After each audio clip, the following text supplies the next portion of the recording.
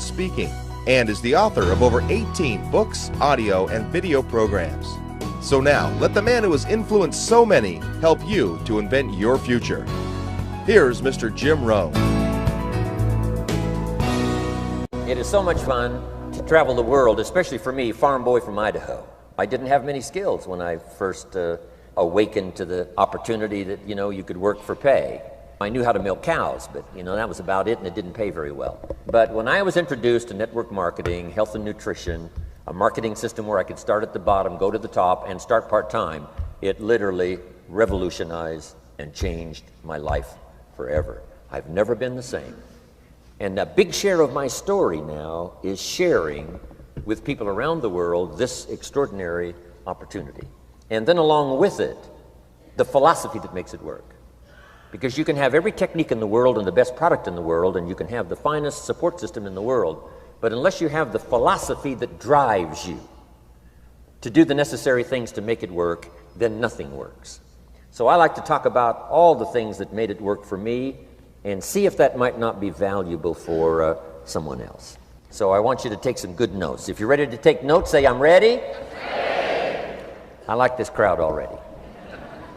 Treat me well, I might take you with me as my traveling audience.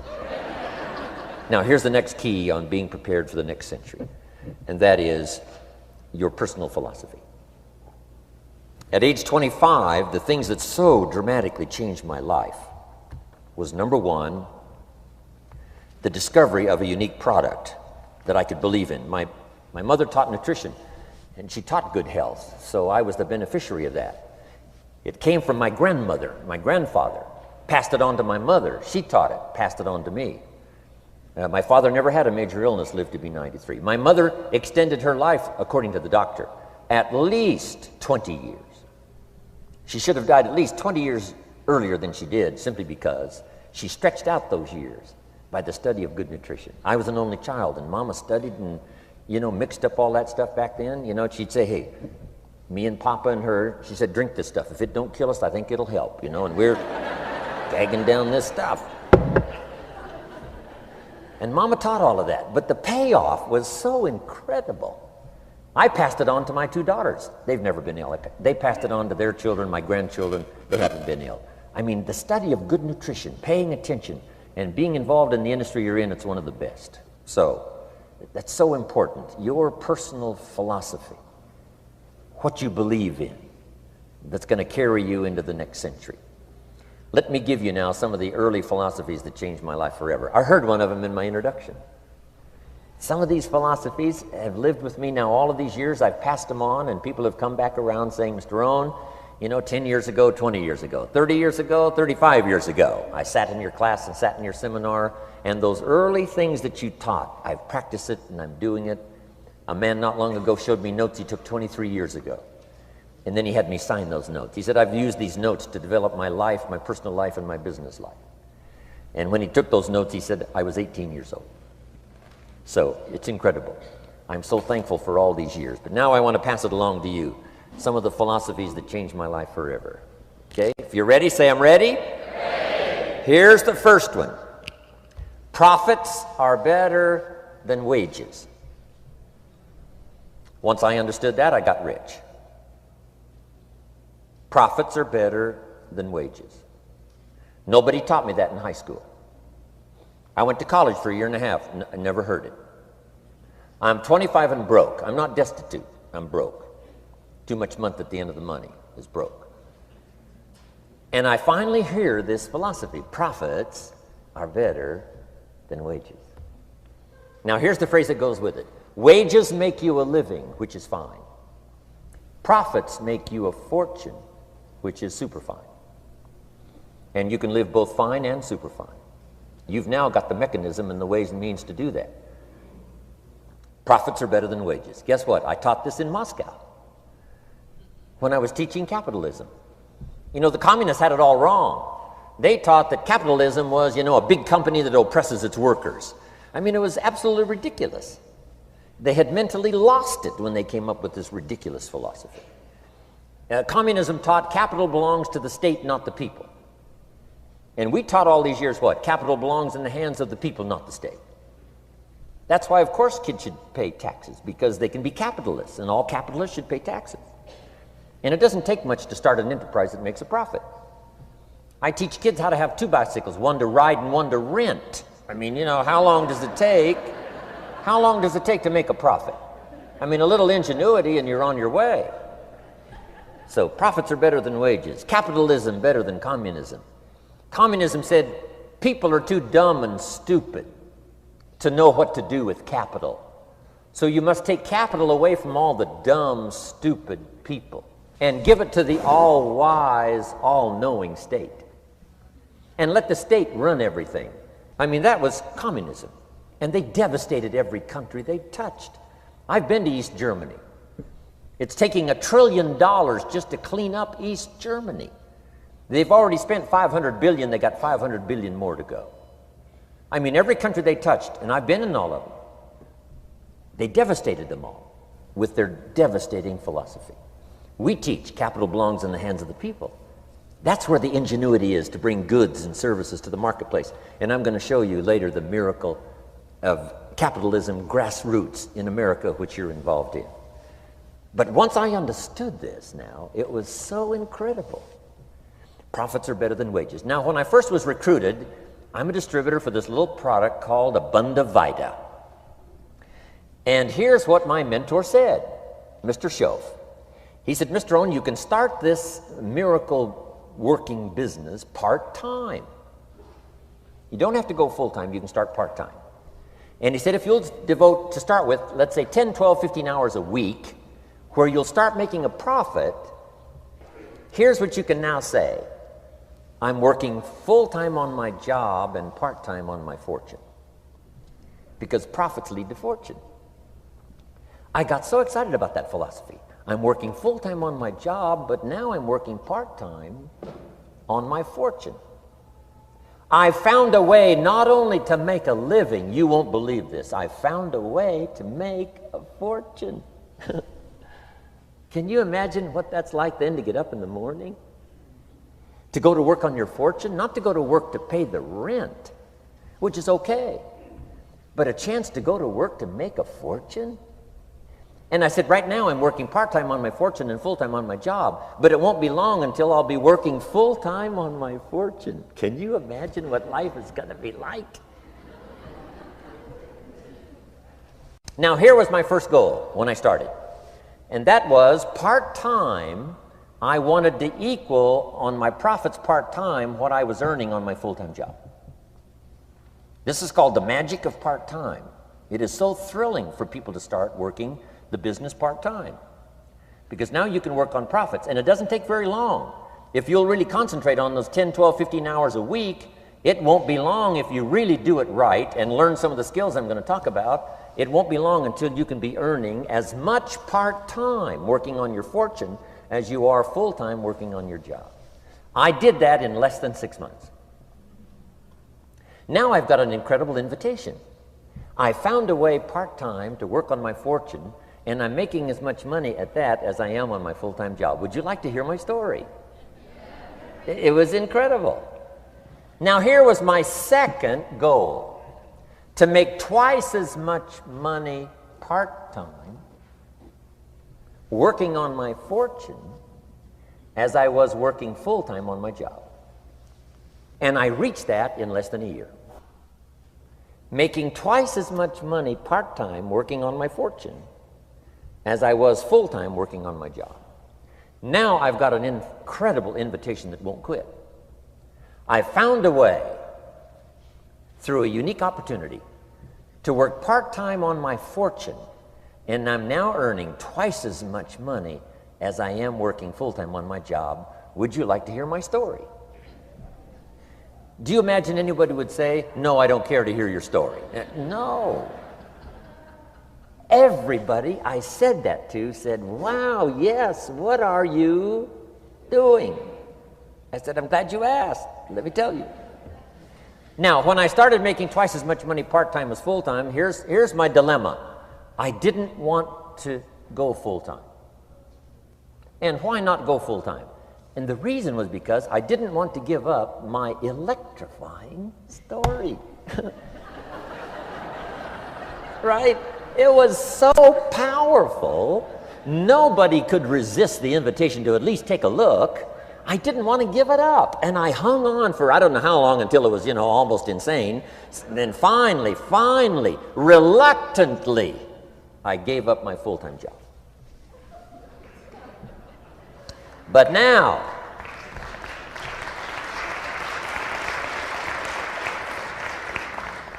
you can imagine the thrill and excitement of going to work full-time on my fortune.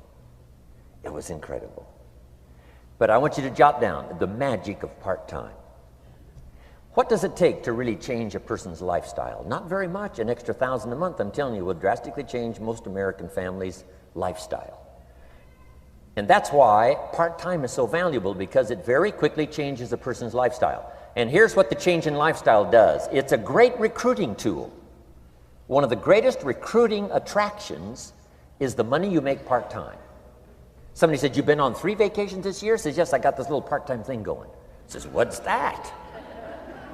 "You bought 2 new cars, one for you and one for her. How did you do that?" Said, "I got this little part-time thing going." Your kids have got all these new clothes? Yes. All this stuff is happening. What is it? An extra $1,000 a month.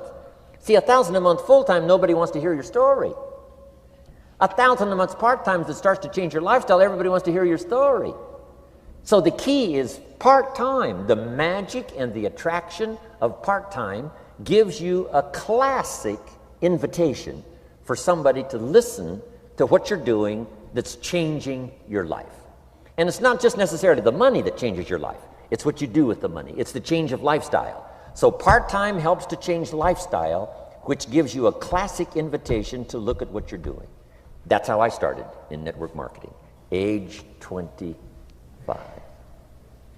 Wow, these philosophies changed my life. I wish I would have learned them in high school.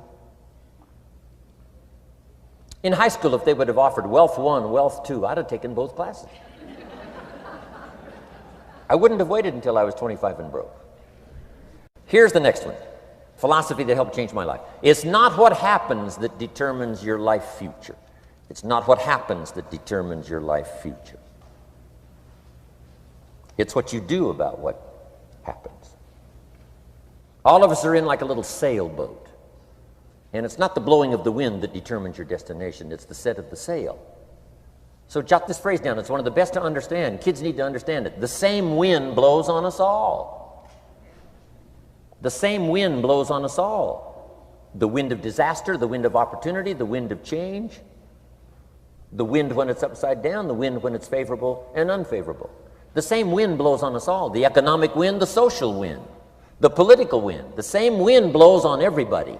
The difference in where you arrive in 1 year, 3 years, 5 years, the difference in arrival is not the blowing of the wind, but the set of the sail. And that's what learning is all about, to set a better sail this year than last year. To set a better sail. The first 6 years of my economic life, I wound up broke. Second 6 years, I wound up rich. You say, well, the Democrats must have finally gotten power. No.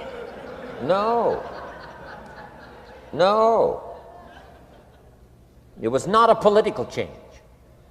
Here's what changed the second 6 years of my economic life. It was my philosophy that changed. The set of the sail of better thinking, correcting the errors of the past and picking up new disciplines for the future. That's all I had to do at the end of the first 6. Correct the errors of the past and then pick up some new disciplines for the future. And my total life changed. The second 6 years was totally different than the first 6 of my working life. And guess who can do that? Anybody. Now, you can keep on the same path for the next couple of years as you have the past 2. But if you wish to, and maybe everything's okay for you and you don't need to, but if you need to make some changes, I'm telling you, you can start doing it today so that the next 2 years will be drastically different than the last 2. And anybody who wishes to do that can. And you can do it between ages 40 and 43. You can do it between ages 13 and 15.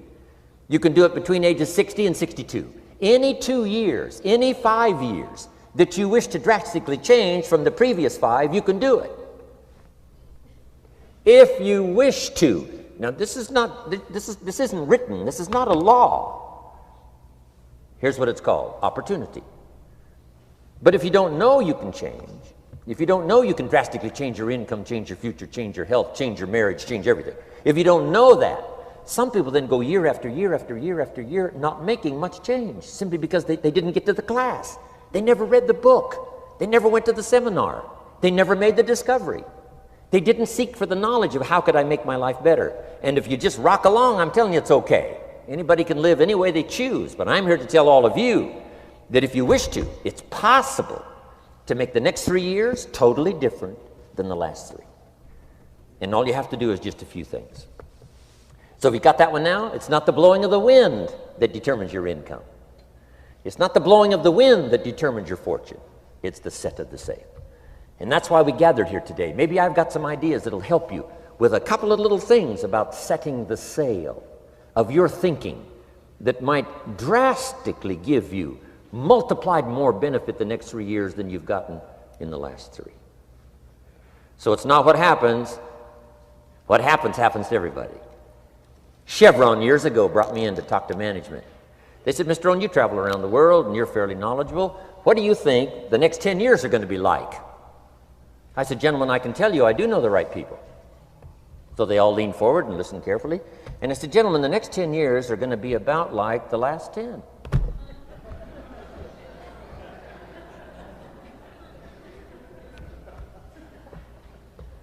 The next season after fall is, well, I promise you that's not going to change. After day comes night. I promise you that's not going to change. Here's how the last 6,000 years reads. If you want to make a note of Jim Rohn's vision of history the last 6,000 years, here's how it reads. Opportunity mixed with difficulty. And if we're around another 6,000 years, it's going to read like that looks like for the next 6,000 years. Opportunity mixed with difficulty. Now, sometimes there seems to be more opportunity than difficulty, and then sometimes there seems to be more difficulty than opportunity, but the mix isn't going to change. After expansion comes recession. But after recession comes expansion. Not to think so, see, is naive. And once you've got just a little of this stuff settled, then you know exactly what to do. You know exactly what to anticipate, so you can be ready. Now, here's the next one, and I heard it in my invitation. Here's what it says. For things to change, you have to change. I was hoping the government would change, and taxes would change, and economics would change, and my boss would change and be more generous. I wished for everything to change, and my teacher said, no, Mr. Rohn, for things to change for you, you have to change. Don't wish it was easier, wish you were better. Once I understood this, this altered the course of my life. Don't wish it was easier. Wish you were better. And here's the big one. Don't wish for less problems, wish for more skills. You don't need less problems. You simply need more skills. Don't wish for less challenge, wish for more wisdom. Accept the challenge, because you can't grow without a challenge. You can't get rich without a challenge. You can't fly without gravity. You have to understand the challenge. But that's the key, is to now develop wisdom to overcome the challenge. Don't wish for less challenge, but more wisdom. And then here's one more philosophy that helped change my life forever. You can do the most remarkable things no matter what happens. Humans can do the most remarkable things no matter what happens. Philosophies that changed my life. Here's one of the big philosophies I learned in network marketing. It's called the law of averages. If you do something often enough, a ratio will appear. Key phrase, if you do something often enough, a ratio will appear. It's amazing. It's uncanny. In baseball, we call it batting average. If you talk to 10 people, one says yes. Now the ratio has begun. 1 out of 10. Talk to 10, get 1. Here's something interesting about the law of averages. Once it starts, it tends to continue. This is colossal information. Once a ratio starts, it tends to continue.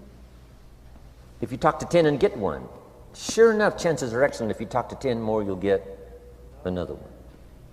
Talk to 10 more, you'll get another one. Now you can compete. If you can only get 1 out of 10, you can compete, even with somebody that can get 9 out of 10. If you've been here a long time, you can get 9 out of 10. I just joined, I can only get 1 out of 10. If we have a 30-day contest, I will beat you. Say, well, how could you beat me? Here's why. During that 30 days, you talk to 10 and get 9. I talk to 100 and get 10. I beat you. Isn't that clever? This is clever stuff. And I do it for 2 reasons. I sincerely wish to win. But I do it for another very sincere reason. I wish for you to lose. And that's noble on my part.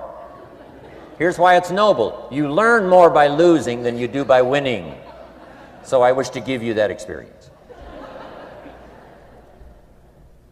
Now here's how I do it once I understand the law of averages. When I'm new, I make up in numbers what I lack in skill. I make up in numbers what I lack in skill. Now who can do that? Anybody that's ambitious. Anybody with a little ingenuity. Anybody. Doesn't matter.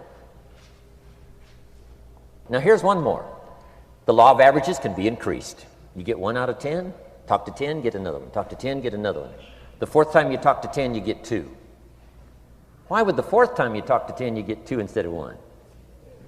You're getting better. You're getting better. And who can get better? Anybody. Talk to 10, get 2. Talk to 10, get 2. Finally, talk to 10, get 3. I finally got up to about 3. Now, it takes more than a genius to go past like 3 or 4. But 3 will do. If you bat 300 in baseball, they pay you $4 million a year, which means you're out 7 times out of 10. 7 times out of 10, out. Make $4 million a year. Are you ready for that? So, this works so well now in your business. Just jot the phrase down. You don't have to bat 1,000. You don't have to bat 1,000 to make big money. 1 out of 10 is fine. 2 out of 10 is terrific. 3 out of 10 is fabulous. Some particular incredible genius might get 4 out of 10. But 3 out of 10 is sufficient to make you rich beyond your wildest imagination. This is how I went after my friends, neighbors, and relatives when I first started recruiting. I said, look, I've got a new business, and I'm getting about 3 out of 10 to join. And I don't mind you. Just come to the meeting and be one of the 7.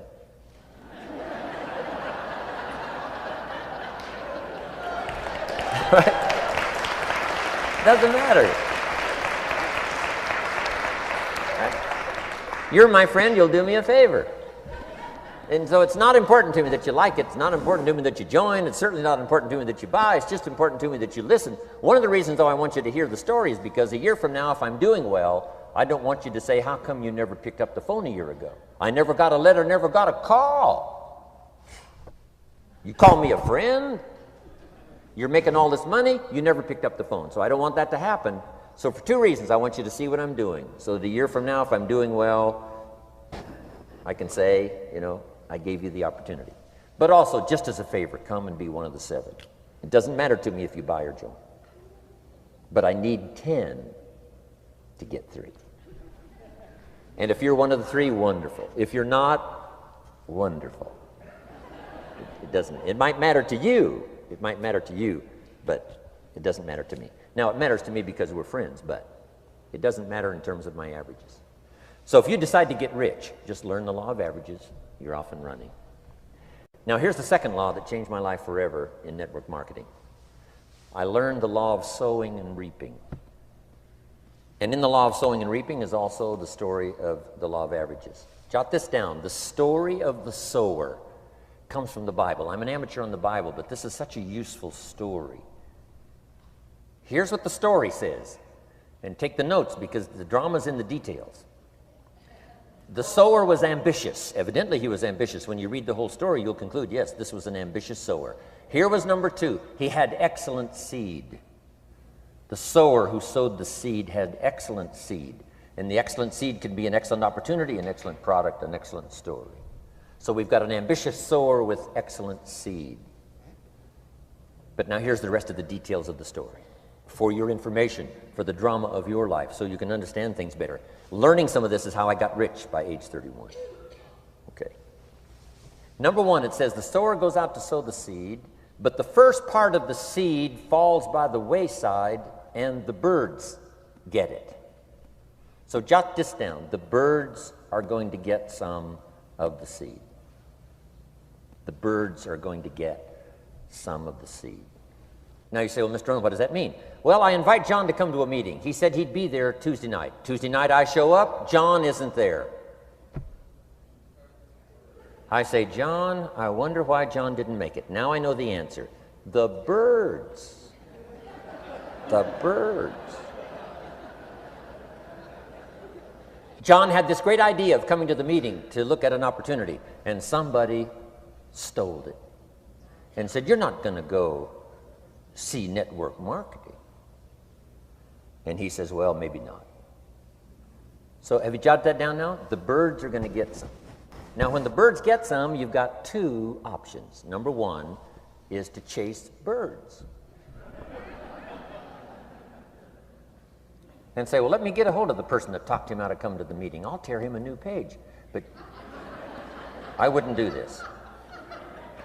Here's what happens if you go chasing birds. You leave the field. If you go chasing birds now, you leave the field, which is going to distract from your future, not add. So you can't chase birds and try to straighten this stuff out. Here's what it is. It's just one of those things. And here's the best comment when things are a little disappointing. Isn't that interesting? You just have to say, I thought sure he would be there. He promised me. He promised me. But I know it was the birds. And you just have to say, isn't that interesting? Now, here's the rest of the story. It says, the sower kept on sowing. See, that was the secret to his success. He kept on sowing. And if you keep sowing, you can sow more than the birds can get because there aren't enough birds. If you keep sowing, there are some birds, but there's not enough because the law of averages will work for you. My mentor taught me, he said, you know, Mr. Rohn, there's only 9 or 10 real nasty, miserable people in the whole world. Now, he says they move around a lot, you know, and you're liable to... You'll bump into one once in a while. But when you bump into one, you say, there's only 9 more like you. I can handle that in the whole world. Okay. Now, here's what else it says. The sower now keeps sowing the seed. Now the seed falls, the story says, on rocky ground where the soil is shallow. And the rocky ground where the soil is shallow is not of your making, because you had excellent seed and you were an ambitious sower. So the rocky ground where the soil is shallow is not of your making. But here's what it says what happened. This time, the little seed that falls in the ground starts to grow, and the little plant starts to grow. But the first hot day, it withers and dies. It dies. Not an easy thing to watch. I finally get John started. Sure enough, 3 or 4 days later, somebody says, boo, and he goes,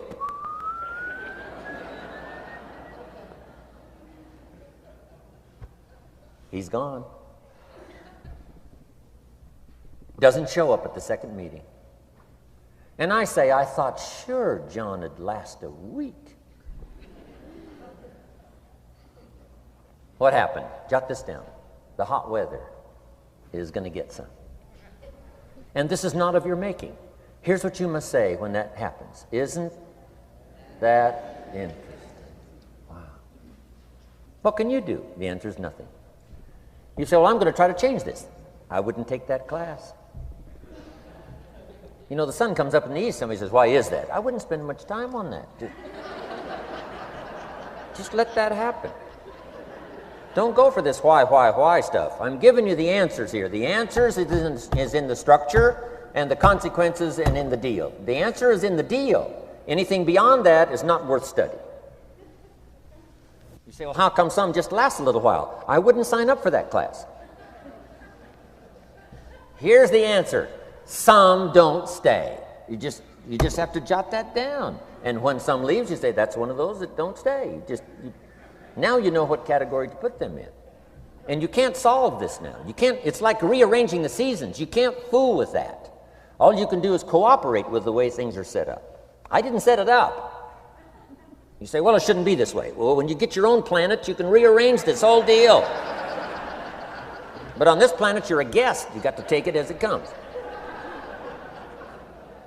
Now, here was the secret to the ambitious sower with good seed. It said he kept on sowing. Now, here's what he had to do to keep on sowing. He had to discipline his disappointment. This is a key phrase now to use the rest of your life.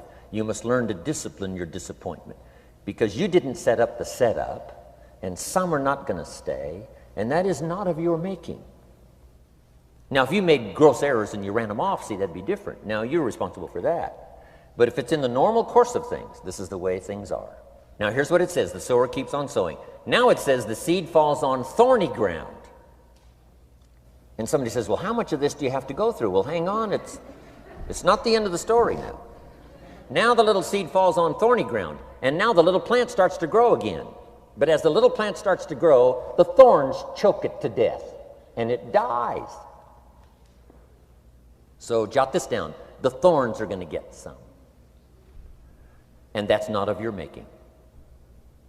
And what are these thorns? The story even called these little thorns, little cares, little distractions, little somethings. Who knows what all they are? I say, John, we had a meeting last night, you weren't here. John says, well, I can't make every meeting. I say, why not? You're part-time. He said, well, the screen door came off the hinges. And you just can't let your house fall apart. You got to take some time and fix things up. And I can hear the thorns going,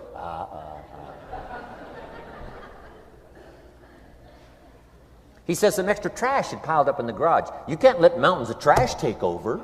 You got to keep your trash hauled out. People who let little things cheat them out of big opportunities. People who let little things cheat them out of big opportunities. And you feel almost helpless. What could I do about that? And that's nothing. And you say, well, why is this? I'm asking you not to sign up for that class. Don't sign up for these why is this class. It's just the way it is, like winter following fall and spring following winter. So if you got that, the thorns are going to get some. But now here's the good news. Let's read the rest of the story now quickly. The sower now what? Keeps on sowing the seed, keeps on sharing the story, keeps on giving an invitation. Yes, the invitation can be more powerful for me as it was 1 year later than it was the first month. Because now I'm saying I'm making twice as much money part-time as I'm making on my full-time job. Yes, the story can be more powerful, but the law of average is still going to work. But now here's what the story said. Finally, the seed falls on good ground. Finally, the seed falls on good ground. Now put this in parentheses. It always will, if you keep sowing. If you share a good idea long enough, it will fall on good people. But now here's the rest of that story. Some of the good ground did 30%. And some of the good ground did 60%. And some of the good ground did 100%. You say, well, why the difference in numbers? I wouldn't sign up for that class. Go on. Have I said that often enough now? Don't register for that class. It's just the way it is. Now, I tried to get the 30s to do 60. Found out it was more than I could handle. I used to say, I'll make them successful if it kills me. I almost died. No, you can't do that. Here's what you do. Let the 30s do 30 to the best of their ability and keep doing 30, because that's how they build their lifestyle and get what they want out of life. And let the 60s do 60, and let the 100s do 100s. Now, how can you get some to do 100%? You got to go through all these experiences, and you got to talk to all these people. Let me quickly give you now a list of the skills that changed my life forever. Developing a new philosophy that I could do it in my network marketing experience now led me to developing new skills. Right, I knew how to milk cows, but it didn't pay well. Here's the first skill I learned that changed my life. getting a customer, making a sale. And of course, sales for you is easy, right? Because it's not technical, right? The technical is all taken care of. You simply represent your product. If you share a unique product, talk about its merits, persuade someone that it's the best, they agree to buy, that's the simple art of sales. But in your business, here's what it's more like: sharing. Because using the product yourself, gathering some testimonials, you simply share that. So we're not talking like high-powered spacecraft technical skills here. It's simply sharing something you've discovered with someone else and doing it well enough to where they agree they would like to participate. Now here's what happened when I learned sales. It multiplied my income by 5. Now it didn't take that much because I wasn't doing that well in farm country, but it did multiply my income by 5. Sales, getting customers, laying that incredible foundation for an entrepreneurial career. So now I've got 2 skills: milking cows and making sales. Here's the next one I learned that changed me forever, and that's recruiting, introducing the business opportunity to new people, learning how to give a good invitation, learning how to give 2 kinds of presentation, formal and informal. And the third part of recruiting, of course, is following up. Once you start a new life, now you got to take care of it, like a new mother would take care of her baby. You don't start a new life and abandon it. You start a new life and nourish it like a mother and protect it like a father. You got to be both mother and father to a new person. Nourishment, ideas like a mother. Protection, help defend your new life against the encroachment of outside voices that would try to talk them out of it. So you got to be mother and father in this art of recruiting. We call it being a sponsor. And being a sponsor is like being a bridge, helping somebody from darkness to light, from skeptic to faith, from not knowing to knowing, from no confidence in themselves to starting to gain confidence. You're the bridge that helps people from the shadows to the sunlight. It's one of the most exciting positions to occupy in all of network marketing industry, is the bridge, helping people crossing the bridge out from discouragement into recognition. Being this bridge, that's what the recruiting magic is all about. You've got the answers. They've been looking for the answers. You've got the answers, and you help them cross this bridge. You see something in them before they can see it in themselves. You assure them that it's possible to be more than they are, therefore they can earn more than they've got, have more than they possess. This is one of the great arts in the world, and here's what's exciting about this art. It pays big money. Because now you operate a unique philosophy taught first in the Bible. John Kennedy taught it in his inaugural speech. Zig Ziglar's got one of the best ways to put it. And that's the secret to wealth. The secret to wealth and fortune. First taught in the Bible. Because the question was asked, how can we achieve greatness, great wealth, great power, great influence, great recognition, great self-esteem? How can we achieve greatness? The master teacher was asked. And here was his formula for achieving personal greatness. He said, find a way to serve the many, for service to many leads to greatness. For those that are interested. Some people aren't interested, but for those that are, service to many leads to greatness. Someone says, well, best I can do is just take care of myself, which is okay, but it doesn't lead to greatness.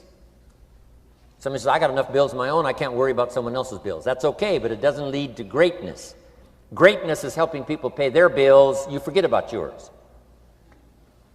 Because if you help enough people pay theirs, yours disappear. Help people with problems, your problems disappear. The key to greatness, the master teacher taught, is finding a way. Now, a lot of people would like to serve many people, but they don't have a way. And what's exciting about you and your business is you've now got the way. Whether you use it or not, it's up to you. Whether you cash it in or not is up to you. Whether you make a fortune or just a little, that's all up to you. Each person's ambition, it's called the same marketing, the same product. These products are the same for everybody here. The marketing system is the same. The difference is each person's philosophy and each person's individual ambition. But whatever your ambitions are, now you've got the ways and means. And here's what you've got the ways and means to do. Serve as many people as you would like. Now, here's what's exciting about recruiting. With what you're involved in here, you can directly and indirectly affect the lives of dozens of people. Some of you are going to directly and indirectly affect the lives of hundreds of people. And some of you, if you wish, can directly and indirectly affect the lives of thousands of people. And the pay is accordingly. If you affect a few, you earn that pay. If you affect the many, you earn that pay. But the secret is found in the Bible. Service to many leads to greatness. Now, John Kennedy said it in his inaugural speech. Here's what he said: don't ask. Don't we wish that was the current political philosophy? Where is John Kennedy and his philosophy? John Kennedy said, don't ask. That's important if you understand philosophy. He said, don't ask what the people can do for you. Don't ask what the country can do for you. Don't ask what the government can do for you. That's not how you get rich. That's not how you have high self-esteem. That's not how you get trophies to put on the mantle above the fireplace, asking what the people can do for you. Don't ask, he said, what the people can do for you, but ask, what could I do for my country? And the country means the people. What could I do for the people? I want trophies. I want recognition. I want high self-esteem. I would even like a chance to make a fortune. John Kennedy says it's easy. Don't ask what the people can do for you, but ask, what could I do for the people? Could I directly and indirectly serve many in my country? And now that you are participating in this program, the answer is yes. Now, Zig probably said it best. Zig's got some great stuff. Zig and I have been good friends for a lot of years. Zig says money isn't everything, but it ranks right up there with oxygen. Zig, you're right. Zig says, my dentist told me, Zig, only floss the teeth you want to keep. You know, forget the rest. But here, Zig is famous for this now. This is one of Zig's philosophies, and it goes right along with the other two, the Bible and John Kennedy. Here's what Zig says: if you help enough people get what they want, you can have everything you want. If you help enough people get what they want, you can have everything you want. Now, wanting everything you want, we call that self-interest. But it's okay to have self-interest if you do it in a positive way. By helping enough people get what they want, you can have everything you want. Now, you can accomplish all that by learning this next skill called recruiting. And I learned it, and it made me fortunes. So now I've got 3 skills: milking cows, making sales, and recruiting. Here's next I learned: communication, how to conduct a meeting. I learned identification, logic and reason, attack and confess, solution. Simple deals on communication. Wasn't easy for me at first. I stood up to give my first presentation, my mind sat back down. Right? Y'all been through that? Opened my mouth, nothing came out for a while. But here's what I did. I did it again. Just jot that phrase down. I did it again. That's the secret to how I got here. 35, 40 years later, it's how I got here. I did it once, it was uncomfortable. That first presentation was so lousy, if I hadn't have been doing it, I'd have gone home.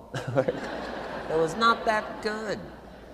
But here's the secret to how I got here. I did it again, and then I did it again, and then I did it again, and I did it again. I remember when I first decided to be a little more animated, right? And walk out away from the podium, right? Get out from just behind the podium. So I got out there, and then I thought, how do you get back? Whoa, I'm stranded out here. Remember those times? Doing something for the first time?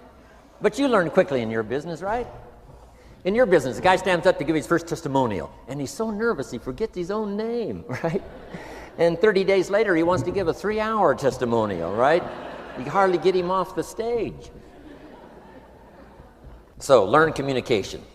How to affect other people with words. That's the greatest art in the world to learn. How to affect other people with words.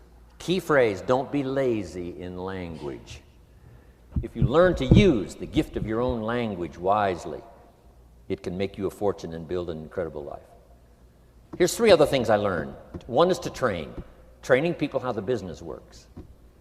And then I've used another word called teach. Train and teach. and only to say this: training people how the business works, teaching is how life works. Because here's what all of us need for the 21st century: business skills and life skills. The life skills are leadership skills. The life skills are learning how to set goals. Now here's the ultimate skill to learn that can transform your life and the life of whoever will listen: the ability to inspire. Inspire means help people to look up a little higher than where they are and wish they could get there, and inspire them that it's possible. Here's how we inspire: by our own testimonial. If I can do it, you can do it. Here's how else we inspire: by others' testimonial. If they can do it, Mary, you can do it. Getting people to see themselves better than they are. Getting people to see themselves richer than they are. Getting people to see themselves more capable next year than they are this year. Getting to see themselves in the future. To help both your kids and your people, here's what you must learn to do. Number one, help people to see themselves as they are. If people have made mistakes, they got to know it. You can't go on making mistakes and hope to achieve. Mistakes have to be corrected. And you've got to do it with your children. Help them to see themselves as they are. If they've messed up, here's what you've got to say: you've messed up. But here's what's important as a parent: don't leave them in the mess. Some parents, tell their kids they've messed up and then they leave them in the mess. They don't paint a better picture. Here's what you could become with just a couple of more changes. Rather than this, here's what you could be. So we must help our children see themselves as they are, but here's the greatest gift: to help our children see themselves better than they are. To transport them not only past to see their mistakes, but transport them to the future to see their opportunity. To see the person they can become. My mentor had that greatest gift to help me to see myself better than I was. At first it was difficult to see, then I started to believe, and that's how I got here today. He said, one of these days, Mr. Rohn, you'll walk into a room full of people and you will hear some of them say, "That's him, that's the famous man." I said, well, that could never happen to me. He said, trust me. If you keep working hard on the disciplines like you're doing right now, that'll happen. You'll walk into a room full of people and you'll hear one say, "That's him, that's the famous man." He saw it and he tried to get me to see it. And now finally it's happened. I think when I walked in here today, I think I heard someone say, "That's him, that's the famous man." It happened for me.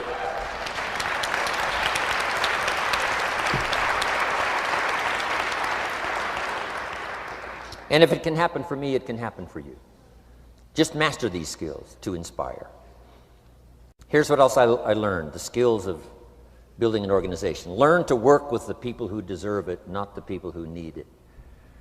You must be like life itself: respond to deserve, not to need. It doesn't say if you need, you will have a harvest. It doesn't say if you need a harvest, you'll have a harvest. It's not what it says. It says if you plant, chances are good you'll have a harvest. If you plant, you will reap. Not if you need, you will reap. So we must be like life itself. Respond to the people who deserve it by planting, by taking the first step. Even God himself says, if you move toward me, I'll move toward you. That's the condition. You move toward me, I'll move toward you, says the Almighty. Now he could also say, you don't move, I don't move. You say, well, that's arbitrary. Well, when you're God, you can set it up that way. Now, learn to work with the people who deserve it, not the people who need it. Now, here's what's the next step. Teach people how to deserve your time. Teach people how to deserve your attention. Teach people how to deserve a phone call. Say, Mary, you just take this one step and I take 2 steps. You take 2 steps, I take 5 steps. You don't step, I don't step. But this isn't hard now. You step, I step. You respond, I respond. You try, I try. You make a call, I back you up. Right? Learn to teach people how to deserve your time and your attention. Next, I learned to work by group more than individual. Here's why. 80% of the people do 20% of the business. So 20% of the people you can work with individual, 80% you have to work with by group. But group is very powerful, less confrontational. Then here's what's important for all of you to learn as a sponsor, helping other people. You can help 1,000, but you can't carry 3 on your back. You can help 1,000, but you can't carry 3 on your back. And I'm sure all of you have already gotten that experience, even though you've been here a short time. Some people will try to get on your back. That's where we got that expression, get off. That's where we got that. A guy discovered somebody on his back and said, what? I can't carry you, get. Now, if you're like some I see here, 6'4" and you weigh 300 pounds, you might carry one, and if you were really big enough, Kareem Abdul-Jabbar or something, you might carry two, but you can't carry three. When babies are born, they were not designed just to be carried. Babies were not born to be carried all their life. Someday you got to try your legs. Someday you got to try your wings. Someday you got to try. Even if you fall down, you got to try, because you can't just crawl around all your life. You can't be carried all your life. So as quickly as possible, you can help 1,000, but you can't carry 3. Next, don't expect the pear tree to bear apples. I used to try to change everything. You can hang apples on a pear tree. I'm telling you, it won't help. You can put up a sign, this is an apple tree. Sure enough, come the season, pears. Here's what I learned. You cannot change people, but they can change themselves. You cannot change people, but they can change themselves. Incredible. Capital in your business isn't what matters. Okay, it's not the money that buys you a future. It's your skills that buy you a future. Money and no skills, and I'm telling you, you're still poor. Money and no ambition, where are you? Money and no courage, you're broke. A little bit of money and a whole lot of courage. That's all we need. I'm looking for people when I'm recruiting back in those days. The money didn't matter. What mattered to me was somebody's willingness, somebody's ingenuity, somebody's willingness to try. Right? If they had $1 to invest, that was plenty for me. $1 and some ambition, and I can show you how to get rich. And it'll be one of the classic stories of the company. I go to recruit somebody, they say, I don't have any money. See, I've been looking for you for 6 months. Let me show you how to do it without any money. Because here's the rules of capitalism. Jot this down. You can either buy and sell, or if you're in certain circumstances, you can sell and buy. If you've got ambition. Now, if you haven't got ambition, we can't cure that, and money won't cure lack of ambition. But if you've got $1 and some ambition, I'll show you how to get rich. And even if you don't have $1, I'll show you how to get rich, because you can sell and buy. Somebody says, as soon as the product arrives, I'll sell it. Then you don't understand. You don't understand the magic of fortune if you say, I have to wait till it gets here to sell it. And you probably don't understand the value of your own story. Once I understood that, I knew I was going to be wealthy. That's why right in the beginning, I started giving big tips. I knew I was going to be wealthy. Say, wow, this guy tips like a rich man. Say, that's right, he tips like a rich man. Even in the beginning, I tipped like a rich man because I knew I was going to be rich. Wow. Isn't this fun? Yes. So jot these phrases down as I close. Number 1, the greatest value in life is not a bank account. The greatest value in life is not a car, a home to live in. The greatest value in life is this. Make a note. Living a good life. In the midst of all of our achieving and recruiting and building and growing, helping other people, being a part of society and the country and the world, being all of this stuff, here's what you must figure out all of your life, how to continually live a good life. So let me give you my short list. I'll cover the long list the next time I see you. Here's the short list on a good life. Number 1, productivity. If you don't produce, you won't be happy. Here's number 2, good friends. The greatest support system in the world is good friends. You got to work on that. Don't be careless here. Friends are those wonderful people who know all about you and still like you. Here's next, spirituality. I'm not asking you to be a believer. I am a believer that humans are more than an advanced form of the animal kingdom. I'm a believer that we're a special creation. I don't ask you to be a believer, but here's what I do ask. If you are a believer, here's what you must do. Study, practice, and teach. Whatever's valuable to you, study, practice, and teach. Repeat it after me now. Again. Study, practice, and teach. Here's why. It builds the foundation that builds the country, that builds the nation, that helps us to compete among the nations of the world in the 21st century. And this is one of those subjects, to study, practice, and teach. Next, my parents taught, don't miss anything. Don't miss the game. Don't miss the performance. Don't miss the show, the movie. Don't miss the words. We're all inspired by the words. Elton John says she lived her life like a candle in the wind, never knowing who to cling to when the rain set in. You can't miss those lyrics. You can't miss the music. You can't miss the songs that nourish the soul. You can't describe how brief and fragile life is much better than that. George Harrison, one of the Beatles, sings, "If not for you, the winter would hold no spring. Couldn't hear a robin sing. I just wouldn't have a clue if not for you." Wow. You got to remember the words that reflect the experience. Barbra Streisand sings, "It used to be so natural to talk about forever, but used to be's don't count anymore. They just lay on the floor till we sweep them away.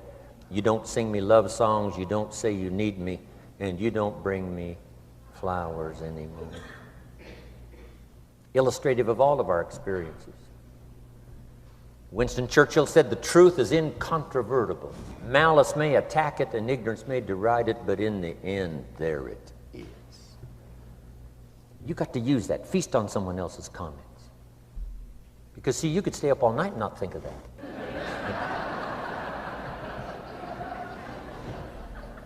I'm asking you to do your research. I'm asking you, don't miss anything. Don't miss the play.